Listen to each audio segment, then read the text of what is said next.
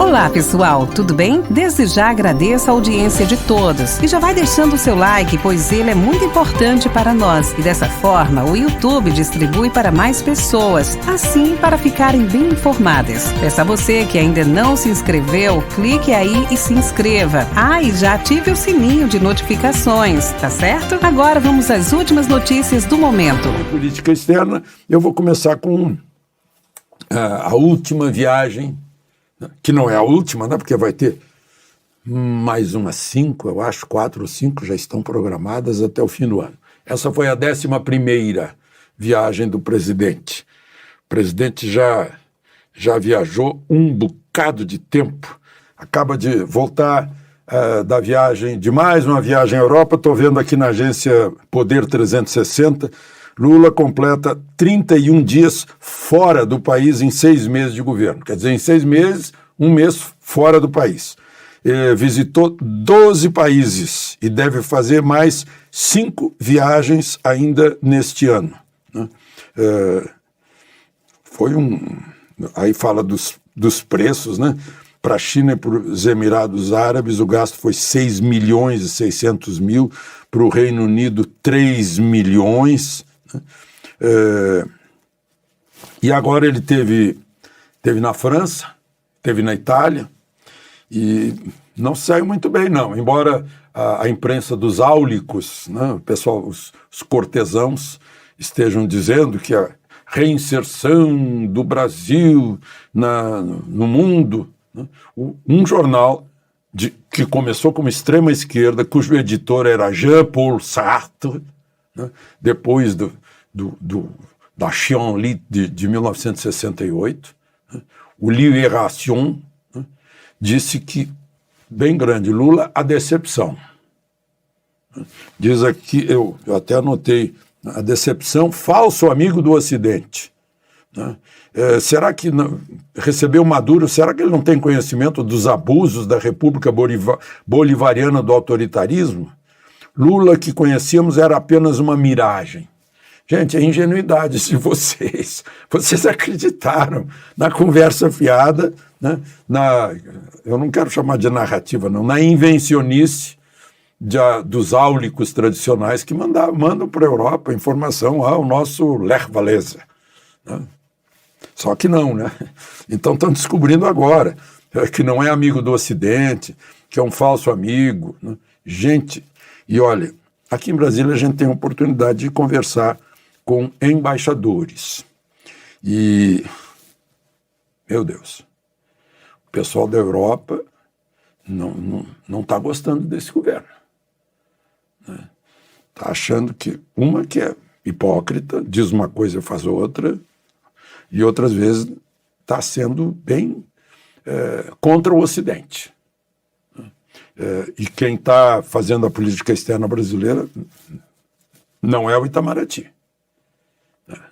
O chanceler é o embaixador Vieira, mas quem está mandando é o Amorim e o Lula. Isso são conversas de embaixadores. Então, é uma coisa assim que deixa a gente lendo os jornais, vai ver que não é nada daquilo que eles dizem, né? Na verdade. Vejam só aqui as questões dessa última viagem, né? Estados Unidos e Europa estão decepcionados com as questões de Lula com Maduro, Lula do lado russo em relação à Ucrânia, aproximação de Lula com a China. E agora o Foro de São Paulo. Vai se reunir aqui em Brasília, parece até um desaforo na casa dos brasileiros. Como todo mundo sabe, o Foro de São Paulo foi criado por Fidel Castro e por Lula como compensação por ter acabado a União Soviética. A América Latina não tem memória, não sabe, o povão talvez não saiba exatamente o que é o comunismo, o marxismo, o leninismo, né? E aí estão se aproveitando disso, vão se reunir aqui. Eu pergunto se virá, por exemplo, o Gustavo Petro, da Colômbia, que está enfrentando já manifestações nas ruas das grandes cidades da Colômbia, né, contra o esquerdismo dele, né? Aí a OEA acaba de pedir democracia para a Nicarágua, lá do amigo Ortega, né? amigo Maduro veio para cá, contrariou até esquerdistas como o presidente do Chile, o Boric. Então, e eu vejo aqui, né, vejam só, tem um editorial aqui do Estado de São Paulo que fala da próxima reunião e está achando que vale a pena eu ler para vocês um trechinho aqui desse editorial. Diz o seguinte: Foro de São Paulo nunca decepciona.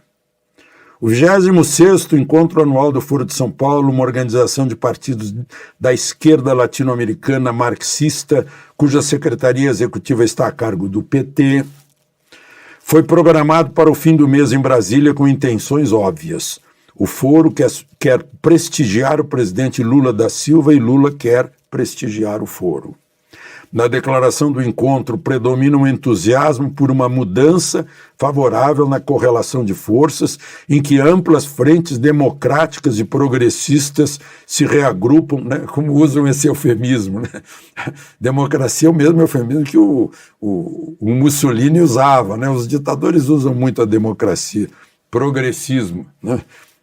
Vamos conferir aqui para ver se a palavra é confirmada mais adiante. Se reagrupam e novas forças surgem em cena baseadas nas ideias coincidentes que o Foro de São Paulo propõe. Com efeito, 12 dos 19 países da América Latina, responsáveis por 92% de sua população e 90% do seu PIB, são atualmente governados pela esquerda. Mas é característico de uma organização que já nasceu retrógrada, que é o antônimo de progressista.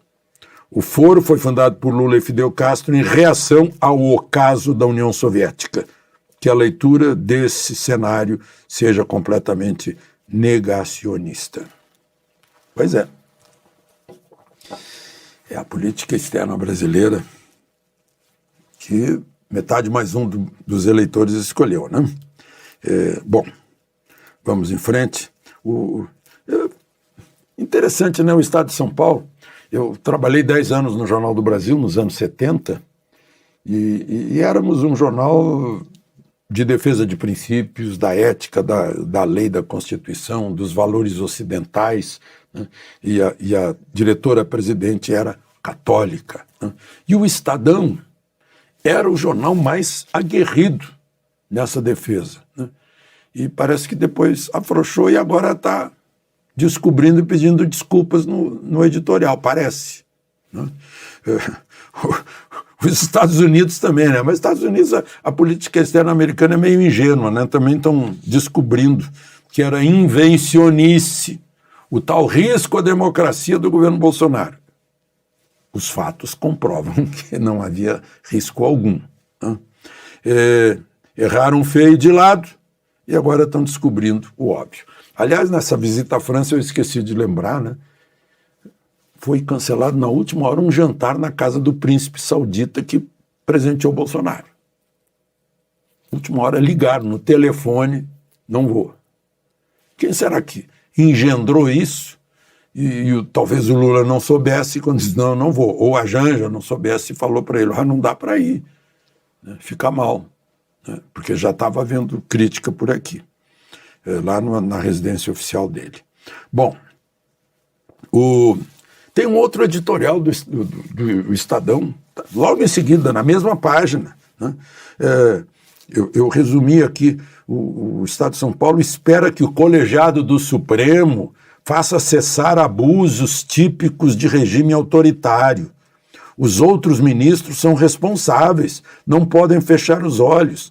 Não se defende democracia com atropelos judiciais, mas com compromisso com a Constituição Federal. Compete ao Supremo assegurar o fim dos inquéritos abertos e a revisão das decisões neles proferidas. É o resumo que eu faço do editorial que está aqui, que já não dá mais tempo de contar para vocês, mas, em resumo, a essência do editorial do Estadão, de agora, né? Sobre esse assunto. Aí, temos, só para lembrar, nessa semana, o tal julgamento de um de uma ação do PDT contra Bolsonaro, porque ele convidou embaixadores para ouvir sobre os riscos da segurança das urnas eletrônicas. De novo, conversas com embaixadores que lá estavam, que me disseram, mas como? Esse partido político contra o quê? Mas qual foi o crime? O que há de condenável nessa audiência que tivemos com o presidente da República, né? De 3 embaixadores, 2 também estavam lá na audiência com Fachin, presidente do TSE, sobre o mesmo assunto. O que há nisso? É estranho, né? O que a gente vê é que estão querendo fazer com Bolsonaro, assim, meio a fórceps, o que fizeram com fórceps anticonstituição, rasgaram um pedaço da Constituição com Dilma, que não ficou inelegível, embora condenada, como mandaria a Constituição.